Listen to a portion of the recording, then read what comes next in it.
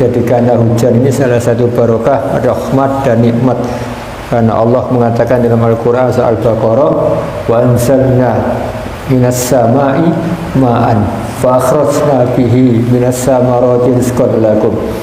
Kata Allah, aku turunkan dari langit itu air yang berupa air hujan, kemudian aku tumbuhkan dari tanah itu beberapa tumbuh-tumbuhan, buah-buahan, rizqan lakum, yang mana itu menjadi rezeki bagi kalian. Jadi adanya turun hujan, adanya air hujan yang turun, itu salah satu rezeki bagi kita. Jadi bukan suatu musibah. Jadi kita berdoa semoga hujan ini menjadi hujan yang barokah, yang jadi rezeki.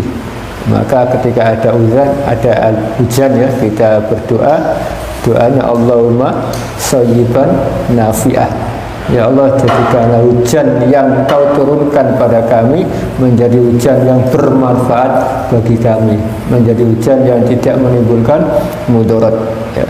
Dan kita berduka ya atas meninggalnya saudara-saudara kita yang ada di Jawa Barat, Cianjur ya, yang sekitar 162 meninggal dunia akibat gempa bumi. Salah satu ujian dari Allah Subhanahu wa Ta'ala. Mudah-mudahan mereka yang meninggal diampuni segala dosa-dosanya, diterima segala amal baiknya, dan mudah-mudahan yang sakit segera diberi oleh Allah kesembuhan, diberi oleh Allah kesehatan, dan mudah-mudahan yang ditinggalkan diberi oleh Allah kesabaran dan ketabahan, dan terus untuk meningkatkan keimanan dan ketakwaan serta ibadah kepada Allah Subhanahu wa Ta'ala. Kita bisa berdoa kalau kita mendapatkan atau punya harta yang lebih dan mampu, kita wajib untuk membantu mereka. Hadirin ma'asyiral muslimin rahimakumullah, di minggu yang kemarin kita sudah menyebutkan ya hadis Ibnu Mas'ud, hadis Bukhari Muslim ya. Jadi la yakhilu damu mri'in muslim illa bi ihda salasin.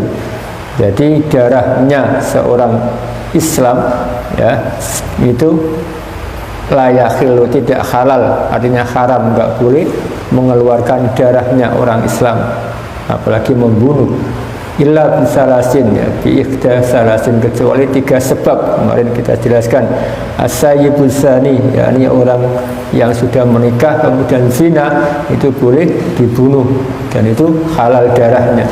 Yang kedua wan nafsu bin nafsi, orang yang membunuh saudaranya dengan sengaja, ada seseorang dengan sengaja, itu boleh dibunuh, tapi pembunuhannya atau eksekusinya tetap diserahkan ke pemerintah atau lembaga atau kelompok yang diberi kekuasaan oleh pemerintah.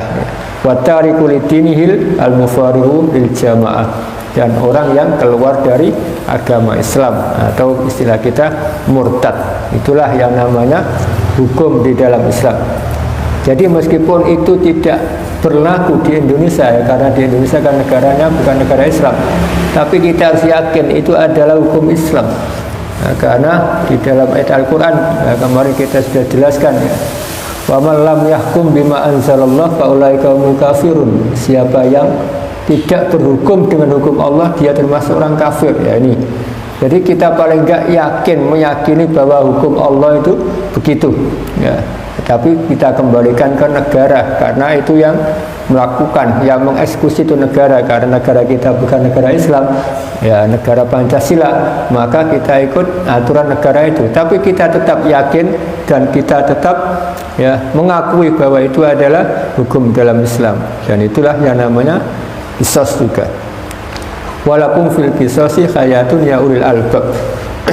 Jadi kemarin kita sebutkan di dalam Al-Baqarah 179, hukum qisas itu bagi kalian itu hayatun ya, salah satu ya hal untuk istilah melestarikan kehidupan manusia ya, bukan terus membunuh manusia, tapi melestarikan kehidupan manusia, bukan terus melanggar hak asasi manusia. Ya ulil albab, wahai orang-orang yang berakal ya.